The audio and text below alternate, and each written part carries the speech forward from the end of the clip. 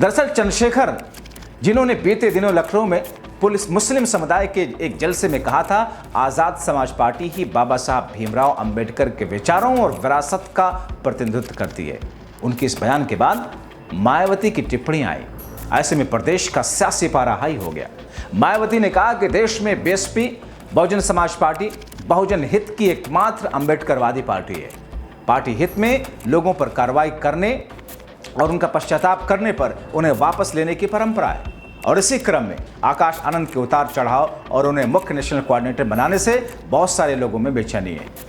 बकौल मायावती, पार्टी को उम्मीद है अब आकाश आनंद बाबा साहब डॉक्टर भीमराव और मान्यवर कांशीराम जी के आत्मसम्मान के कारवां को आगे बढ़ाने, उनके सपनों को साकार करने की जिम्मेदारी पूरी तन्मयता और जी जान से निभाएंगे।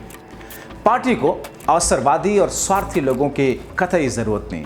वैसे भी कांग्रेस, बीजेपी, सपा आदि पार्टियों के सहारे और इशारे पर चलकर बहुजनों की एकता और बीएसपी को कमजोर करने वाले बरसाती मेढकों की तरह से संगठन और दलों के नेता चाहे निजी स्वार्थ में विधायक, सांसद और मंत्री क्यों न बन जाएं, इनसे समाज का कुछ भला होने वाला नहीं।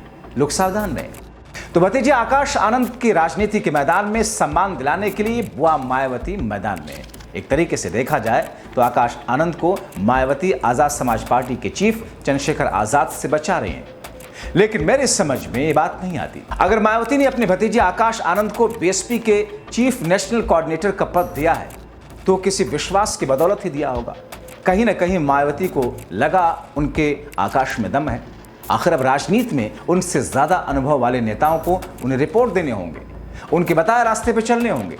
तो फिर जो निशाना चंद्रशेखर आजाद ने आकाश पे साधा, उससे निपटने के लिए आकाश आनंद को ही मौका दिया।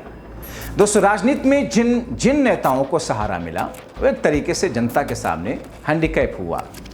सोचिए, बीएसपी संस्थापक कांशीराम अगर मायावती को ठीक उसी तरह प्रोटेक्ट करते जैसा मायावती आकाश को प्रोटेक्ट कर रही हैं, तो बहुजन समाज मूवमेंट आज मायावती का क्या इतना बड़ा नाम होता।